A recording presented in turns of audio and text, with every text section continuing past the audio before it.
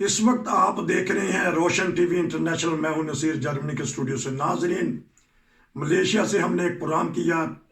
उस प्रोग्राम में हमने बात की थी कि वहाँ तरीक़ेकार क्या है असाइलम लेने का, कब तक केस पास होता है और उसकी जो मुश्किलात हैं वो थोड़ी सी बताई। आज का भी प्रोग्राम इसलिए अहम है कि पिछले प्रोग्राम में बताया गया था कि बाज़ दफ़ा देर से केस पास होता है, बाज़ दफ़ा जल्दी पास हो जाता है। इस हिस्से में बात करेंगे जब केस पास हो जाता है तो रीसेटलमेंट कोरोना के ज़माना में कैसे रही है, अब हो रही है। मैं चलता हूँ वहाँ, हमारे बहुत ही प्यारे दोस्त हैं आसिफ साहब, उनके पास चलते हैं। जी अस्सलाम वालेकुम। वालेकुम अस्सलाम। हाँ जी, बहुत शुक्रिया आपका। पहले एक प्रोग्राम में आपने बताया है कि केस बाद लोगों के पास हो जाते हैं। कोई आपके करीब करीब कोई ऐसे हैं दोस्त जिनके 8-10 साल से केस ही ना पास हुए हों, पाकिस्तानी, इंडियन या जो भी, उस कोई ऐसी कम्युनिटी हो? जी जी, दोस्त हैं मेरे, बहुत ही बल्कि करीबी दोस्त हैं। वो तकरीबन 2012-13 से इधर हैं, रह रहे हैं। तो केस तो उनके पास हो गए हैं, लेकिन रीसेटलमेंट का सिलसिला अभी उनका नहीं स्टार्ट हुआ। बहुत सारे लोग हैं जिनका रीसेटल का सिलसिला 5 साल 6 साल के बाद ही स्टार्ट हो गया है। तो हैं, काफी दोस्त हैं जो इस वजह से परेशान है कि उनकी रिसेटल नहीं हो रही। तो बहुत सारे लोगों की हो भी रही है। कनाडा, अमेरिका रिसेटल कर रहा है। अच्छा। तो और भी ममालिक हैं, जैसे ऑस्ट्रेलिया है, न्यूजीलैंड है। लेकिन ये कम है, अक्सर जो है वो अमेरिका की हो रही है रिसेटल ना, अच्छा। यूएनएचसीआर इदारे की तरफ से। अच्छा। तो अच्छा, ये बताइएगा कि ये हुकूमती तौर पे ये नहीं अच्छा समझते कि चलें जी, जो रीसेटलमेंट है मलेशियन हुकूमत खुद ही जहाज़ भर भर के भेज दे अमेरिका, कनाडा या जहाँ भी वो जाना चाहते हैं, तो ताकि इनकी भी जान छूट जाए। जितने भी असाइलम वाले वहाँ से चले जाएंगे गैर मुल्की, तो बोझ भी इनके कम होगा। तो ये ऐसा मामला तो नहीं हो सकता? नहीं, ऐसा हुआ तो नहीं है, लेकिन गवर्नमेंट की बात चल रही है यूएनएचसीआर इदारे से कि आप जो भी इधर साइलम सीकर हैं, रेफ्यूजीज हैं, उनको थर्ड कंट्री में जल्द अज जल्द रीसेटल करवाएं। अच्छा। इनकी भी कोशिश तो है कि जल्द से जल्द इनको रीसेटल करवाया जाए, थर्ड कंट्री फॉरवर्ड किया जाए। हाँ, यही तो था। देखें, अब अल्लाह ताला बेहतर करेगा इंशाल्लाह। हो रहा है, बहुत ज्यादा काम हो रहे हैं, बाकी भी अल्लाह ताला मजीद अपने फजल करेगा आमीन। तो इंशाल्लाह हो जाएगा। अब वैसे कोरोना से बाद काफी तेजी से ये सिलसिला रीसेटलमेंट वाला ना शुरू है अब। कोई आपके करीबी काफी जानने वाले गए हैं किसी दूसरे मुल्क में इन्हीं हालिया महीनों में, हालिया दिनों में? जी जी, बिल्कुल ऐसे ही है। गए हैं, बहुत सारे दोस्त गए हैं, जब नहीं आया, लेकिन जो लीगल तरीका है उसके उसके जरिए गए हैं। काफी दोस्त गए हैं, काफी फैमिलियां गई हैं यहाँ से दूसरी कंट्री में, जैसे अमेरिका हो गया, कनाडा हो जी। गया, ऑस्ट्रेलिया हो गया। इन मुल्कों में काफी गए हैं लोग। अच्छा। और अब ये सिलसिला काफी तेजी से अब स्टार्ट हो गया है कोरोना के बाद। तो काफी दोस्त हैं जो बोल रहे हैं, जिनको अभी भी रिसेटल की कॉलें आ रही हैं, अच्छा। जिनका प्रोसेस मेडिकल तक पहुंच गया है। वो मेडिकल के बाद फिर आपको पता ही है कि जितना टाइम लगता है, तकरीबन थोड़ा ही पीरियड होता है, उसके अंदर अंदर वो ट्रेवल करते हैं। ठीक। तो काफी सारी फैमिलियां हैं जो इस प्रोसेस से गुजर रही हैं, अब मेडिकल वाले। अच्छा, अब आ जाते हैं प्रोग्राम के इस हिस्से में कि रीसेटलमेंट को कितनी कैटेगरी की होती है और क्या तरीक़ेकार होता है। अब नाजरीन को ज़रा ऐसे लफ्ज़ों में बताइएगा ताकि पूरी दुनिया आपको सुन रही है। रीसेटलमेंट पे हम आ गए हैं, जी बताइएगा कितनी कैटेगरी की रीसेटलमेंट होती है?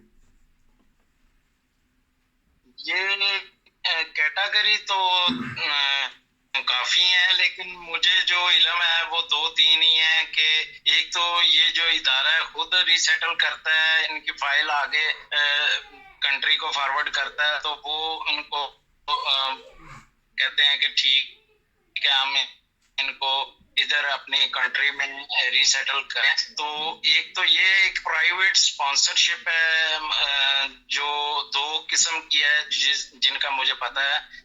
एक तो G5 है, दूसरा कम्युनिटी स्पॉन्सर है। अच्छा। तो ये भी काफी दोस्त हैं जिन्हों का हुआ है, G5 भी हुआ है, और ये कम्युनिटी स्पॉन्सर का अभी थोड़ी देर ही हुई है, इल्म हुआ है लोगों को कि ये भी एक तरीकेकार है स्पॉन्सर का, प्राइवेट स्पॉन्सर का। तो वो अब काफी लोग जो हैं वो इसकी तरफ भी तवज्जो दे रहे हैं कि चलें। लोग हैं जिन्हों को पता चला है कि ये कम्युनिटी स्पॉन्सर भी एक प्राइवेट स्पॉन्सरशिप है, इसके जरिए भी बहुत सारे लोग जो हैं दिलचस्पी ले रहे हैं कि चलें इदारे की तरफ से। तो चूंकि बहुत ज्यादा टाइम लग रहा है, अब मैंने जैसे पहले बताया है कि अब इदारे की तरफ से भी काफी तेजी आई है काम में, रीसेटल में। तो रीसेटल हो रही है दूसरी कंट्री में, थर्ड कंट्री में। तो लेकिन जो कुछ लोग ऐसे हैं जो प्राइवेट स्पॉन्सर करवा के वो जा रहे हैं इधर से थर्ड कंट्री में। नाज़रीन को बता दें कि इसमें ये दो, हाँ जी, मैं थोड़ी सी नाज़रीन को बता दूं। नाज़रीन 3 तरीक़ेकार इन्होंने बताए हैं। एक जो अदारा है खुद अक़वाम मुत्तहिदा का, वो लोगों को उधर भेजता है तीसरी कंट्री में। एक कम्युनिटी कैटेगरी इन्होंने बताई है, एक G5 इन्होंने बताई है। कम्युनिटी के बारे में बताइएगा कि उसके क्या तरीक़ेकार है, फिर उसके बाद G5 का जिक्र करते हैं। कम्युनिटी स्पॉन्सर के लिए भी आपके पास रेफ्यूजी स्टेटस होना जरूरी है। रेफ्यूजी स्टेटस का मतलब है कि जब आपका ये इदारा UNHCR इदारा केस पास कर देता है, उसके बाद आपके पास वो रेफ्यूजी स्टेटस आ जाता है। तो वो रेफ्यूजी स्टेटस जिसके पास हो उसको ही कम्युनिटी स्पॉन्सर किया जा सकता है। और G5 का तरीकेकार भी यही है, जिसके पास रेफ्यूजी स्टेटस हो उसको ही स्पॉन्सर किया जा सकता है। तो इसलिए ये जरूरी है कि आपका केस पास हो तो तभी आपको स्पॉन्सरशिप मिल सकती है दूसरी थर्ड कंट्री की। अच्छा, कम्युनिटी में क्या मुराद है आपके को? वहाँ एक कोई शख्स होगा, कोई ऐसा कोई दफ्तर होगा, कोई अदारा होगा तीसरे मुल्क में, वो स्पॉन्सर भेजेगा आपको? ये तरीकेकार बताइएगा। जी, ये कम्युनिटी स्पॉन्सर का यही है कि आपने एक बंदा आपने देना है जो आपकी कह लें कि वारंटी दे कि मैं जब ये इधर पहुंच जाएं मैं इनको सपोर्ट कर सकता हूं, इनके रहाइश का या कोई भी इनके रिलेटेड काम हो वो मैं इनकी सपोर्ट करूंगा। वो एक बंदे की उधर वो सिक्योरिटी मांगते हैं, सिर्फ सिक्योरिटी। अच्छा, ठीक है जी। तो जो G5 का बताइएगा कि ये क्या मतलब है? G5 का भी तरीकेकार सेम ही है, उसका भी यही है कि वो उधर आपको यही है, लेकिन उसके लिए आपको 5 बंदों की जरूरत है जो उधर टैक्स पेड हो या उनके पास PR हो, ठीक है, जो उधर के परमानेंट रेजिडेंट्स हैं और कोई उन पे कोई ऐसा वैसा कोई कंप्लेन ना हो, गवर्नमेंट के डिफॉल्टर ना हो, वो आपको सपोर्ट कर सकते हैं इस स्पॉन्सरशिप में, वो आपको बुला सकते हैं। अच्छा, उनकी अच्छा, ताकि ये प्रोग्राम अब अमेरिका, कनाडा, न्यूजीलैंड, ऑस्ट्रेलिया वाले भी सुन रहे हैं, यूरोप वाले भी, जो स्पॉन्सर करेंगे उनके ऊपर कोई हर्ज तो नहीं आएगा? क्योंकि जब बंदा यहाँ से फैमिली चली जाएगी, आपने जिसने कहा कि वो उनके इंतजामात करेगा रहाइश के, खाने पीने के, तो वो अगर ना कर सके, ये किस तरह फैमिली जाके वहाँ फिर रहेंगी? असल में होता वो इसीलिए वो जो बंदा स्पॉन्सर्ड होता है, जो उधर से स्पॉन्सर आपको कर रहा है, उसकी इनकम देखते हैं कि इनकी इनकम क्या है, ये टैक्स पे कर रहा है। हाँ, अदरवाइज दूसरा बंदा तो नहीं कर सकता, सपोर्ट नहीं कर सकता ना, नहीं कर सकता, स्पॉन्सर नहीं कर सकता। उसको इस चीज की इजाजत ही नहीं है कि वो आपको स्पॉन्सर कर सके। एक बंदा जो अपना नहीं खुद कफालत कर सकता तो वो दूसरे की क्या करेगा। इसलिए गवर्नमेंट की जो रिक्वायर है, उसकी रिक्वायर यही है कि टैक्स पेड हो, इसकी इनकम इतनी हो कि ताकि अगर ये बहुत कम चांस होते हैं कि वो उनके ऊपर छोड़ा जाए जो स्पॉन्सर कर रहे हैं। अच्छा। गवर्नमेंट तो खुद ही हैंडल करती है।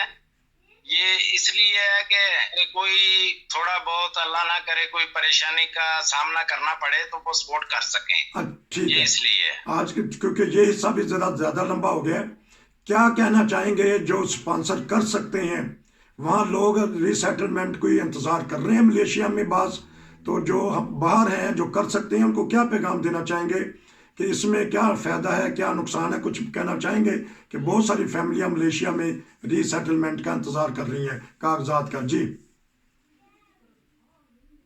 जी, बहुत सारी हैं फैमिलियां जो सिर्फ इसी आस पे हैं कि यूएनएचसीआर इदारा ही उनको रीसेटल करवाए, कि क्योंकि उनके पास सोर्सेज नहीं है कि वो G5 या कम्युनिटी स्पॉन्सर करवा सकें, क्योंकि इसमें एक बंदे की वारंटी तो जरूरी है, जो आपको जानने वाला हो, आपका रिलेटिव हो या आपका दोस्त हो, उसके साथ ऐसा ताल्लुकात हो कि वो आपको सपोर्ट कर सके।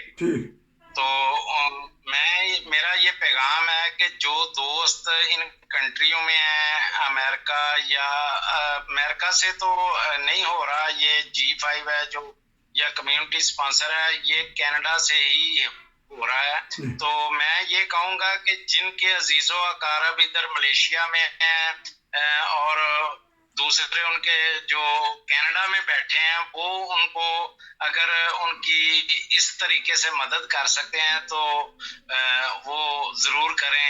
इन लोगों का ख्याल रखें कि इनको भी उधर थर्ड कंट्री में फॉरवर्ड किया जा सके। उनको सपोर्ट करें, बहुत शुक्रिया। उनको इधर से वहां तक पहुंचाने में उनकी मदद करें। बहुत शुक्रिया, क्योंकि जो आखिर में आपने बात कह दी कि लोग वहाँ मुंतज़िर हैं, और नाजरीन जो हमारे सुनने वाले कनाडा, अमेरिका में या जहाँ से ये तरीक़ेकार है कि ये बोझ नहीं पड़ेंगे, ये सिर्फ आपकी गारंटी मांगी है।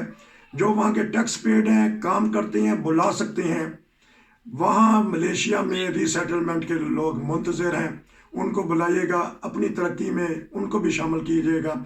उम्मीद है कि ये नेकी का काम आपको आखिरत में भी इसका अजर मिलेगा।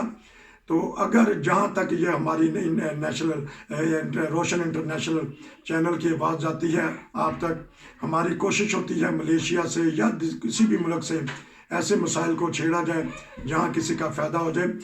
क्योंकि आपने फिर आज प्रोग्राम किया, आपका बहुत शुक्रिया। इंशाल्लाह दोबारा आपसे मज़ीद मालूमात लेंगे। नाज़रीन कमेंट्स खुले हुए हैं, कोई मशवरा देना चाहते हैं, कोई राय देना चाहते हैं, कमेंट्स में दे दीजिएगा, व्हाट्सएप पे मैसेज कर दीजिएगा। हम इंशाल्लाह इनसे या किसी दूसरे दोस्त से जो आपके ज़हन में सवालात हैं या जो किसी दूसरे मुल्क से आके मलेशिया में असाइलम करना चाहते हैं, वो सवालात पूछना चाहते हैं, वो हमें भेज दें, हम इनसे मालूमात लेंगे। आपका बहुत शुक्रिया। नसीर को इजाज़त दीजिए। अस्सलाम वालेकुम।